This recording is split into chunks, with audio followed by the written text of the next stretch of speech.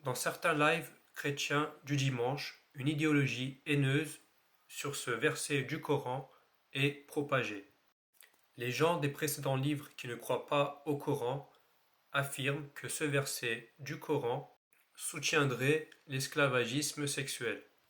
Or, à la lecture de ce verset, nous constatons bien évidemment le contraire.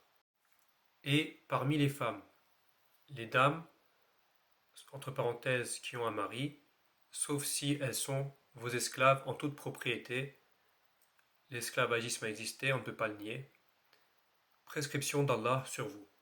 Donc, Allah efface, pardonne les péchés antérieurs.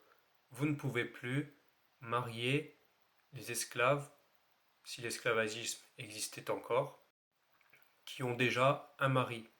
Et ce verset est descendu pour dire stop à cette pratique. À part cela, il vous est permis de les rechercher en vous servant de vos biens et en concluant mariage non en débauché. Donc qu'est-ce que nous comprenons de ce verset? Il faut conclure un mariage, un contrat entre deux personnes avec l'accord des deux personnes, non en débauché.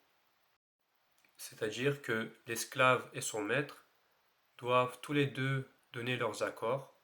Si l'esclave n'est pas d'accord pour se marier, il n'y aura pas de mariage, et donc le maître ne pourra pas être en couple avec la femme esclave. Donc il n'y a pas de viol, il n'y a pas de relation sans consentement. C'est d'abord un contrat de mariage à conclure avec consentement. Puis de même que vous jouissez d'elles, donnez-leur leur marge, c'est-à-dire leur dot. Ça dépend selon les traditions des pays. En Turquie, par exemple, il est coutume de donner de l'or à la femme selon le montant qu'elle désire, comme une chose due. Il n'y a aucun péché contre vous à ce que vous concluez un accord quelconque entre vous après la fixation du mahr, car Allah est certes omniscient et sage. On peut encore avoir la confirmation de ce verset dans les versets précédents, où il est dit Ô les croyants, il ne vous est pas licite d'hériter des femmes contre leur gré. Malheureusement, le mariage forcé existe dans certains pays arabes qui ne suivent pas le Coran.